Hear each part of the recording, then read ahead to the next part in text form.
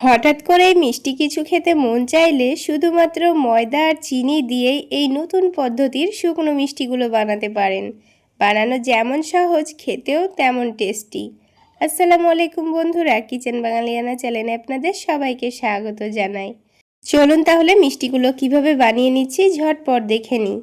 তো মিষ্টিগুলো বানিয়ে নেওয়ার জন্য আমি এখানে 1.5 কাপ পরিমাণ ময়দা নিয়ে নিচ্ছি। এখানে কিন্তু আটা দিয়ে মিষ্টিগুলো বানালে খেতে ভালো লাগবে না, তাই ময়দা দিয়ে বানানোই ভালো।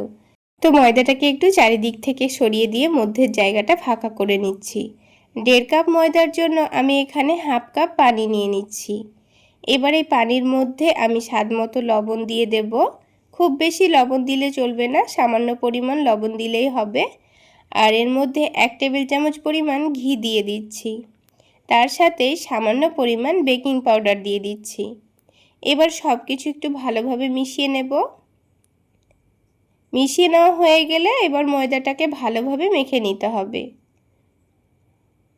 ময়দাটা কিন্তু খুব বেশি নরম করে মাখবো না, তো বারে বারে অল্প অল্প করে পানি দিয়ে ময়দাটা মেখে নিতে হবে। আর ময়দাটাকে কিন্তু খুব বেশি চেপে চেপে সফট করে মাখবো না। সব কিছু এক জায়গায় করে নিয়ে এরকম একটা ডো তৈরি করে রেখে দিতে হবে।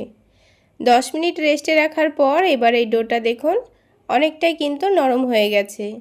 এবার এই ডোটাকে খুব বেশি মেখে সফট করব না, অল্প একটু ময়দা ছড়িয়ে দিয়ে ময়দার উপর রেখে হাত দিয়ে এভাবে একটু চাপ দিয়ে একটু বড় করে নেব।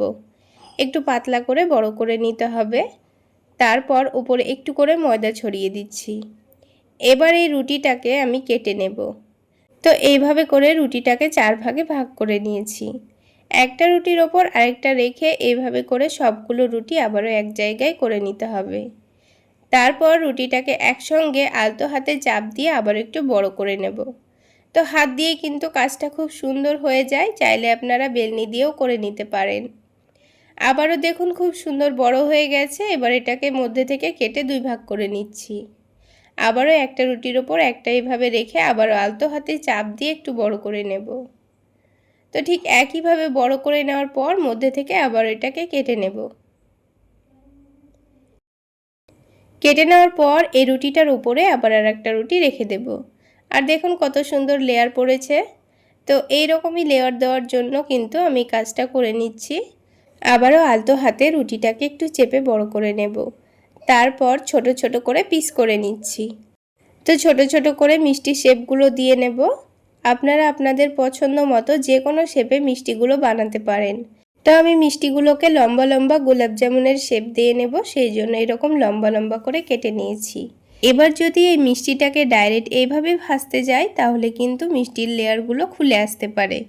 সেই জন্য আলতো হাতে খুব সুন্দর গোল করে একটা লই তৈরি করে নিতে হবে। তারপর আবারও লম্বা শেপ দিয়ে নিতে হবে। তো দেখুন একটা মিষ্টি কিন্তু আমাদের তৈরি করা হয়ে গেল। ঠিক একইভাবে আমি বাকি মিষ্টিগুলো তৈরি করে নেব। একবার এইভাবে মিষ্টিগুলো বানিয়ে খেয়ে দেখবেন বাচ্চা থেকে বড় সকলেই কিন্তু খুবই পছন্দ করবে। সবগুলো মিষ্টি তৈরি করা হয়ে গেছে। এবার প্যানের মধ্যে পরিমাণ মতো তেল দিয়ে দিচ্ছি। মিষ্টিগুলো যেন ডুবো তেলে ভাজা যায়। তো তেলের টেম্পারেচারটা এখন একেবারেই লোতে আছে। দেখুন মিষ্টিগুলোকে কিন্তু মিডিয়াম টু লোতে ভেজে নিতে হবে।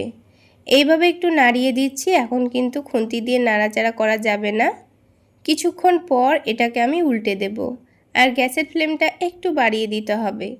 তারপর গ্যাসের ফ্লেমটা একটু বাড়িয়ে দিয়ে খুব সুন্দর কালার আসা পর্যন্ত ভেজে নেব। আর দেখুন খুব সুন্দর গোল্ডেন ব্রাউন কালার চলে এসছে। এবার তেলটা ঝরিয়ে নিয়ে আমি তুলে নিচ্ছি।